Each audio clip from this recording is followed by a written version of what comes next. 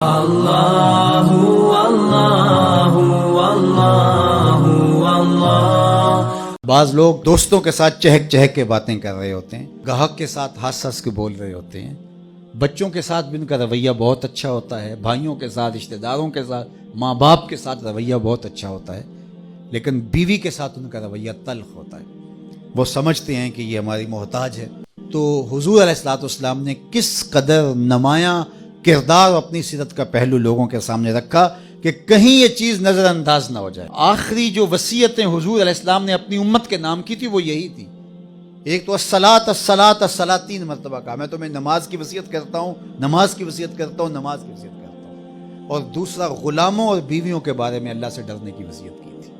یہ کمزور لوگ ہیں، تو کہا ان کمزوروں کے بارے میں تمہیں اللہ سے ڈرنے کی وصیت کرتا ہوں۔ فرمایا خیرکم لأہلہ وانا خیرکم لأہلی، تم میں سب سے بہتر وہ ہے جو اپنے اہل خانہ کے ساتھ بہتر ہے، اور میں تم میں سب سے زیادہ اپنے اہل خانہ کے ساتھ بہتر ہوں۔ جب حضور علیہ السلام کا انتقال ہوا تو آقا کریم کے نکاح میں 9 ازواج تھی، 9 میں سے کسی ایک کو بھی حضور پر اعتراض نہیں تھا۔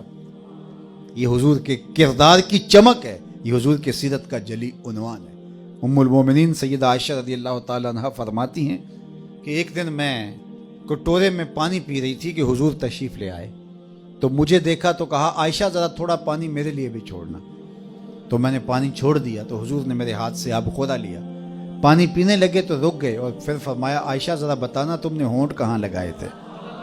جہاں ہونٹ رکھ کے تم نے پانی پیا تھا میں بھی وہاں ہونٹ رکھ کے پانی پینا چاہتا ہوں۔ مجھے بتاؤ اگر شوہر کا رویہ بیوی کے ساتھ یہ ہوگا تو گھر جنت کا ٹکڑا بنے گا یا نہیں بنے گا؟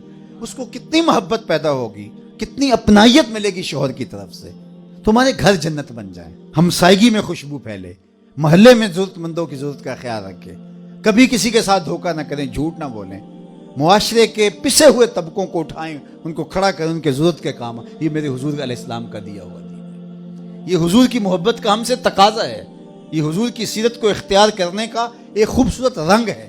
تو بارگاہ عزتی میں دعا ہے کہ اللہ ہمیں حضور علیہ السلام کے لائے ہوئے نظام کے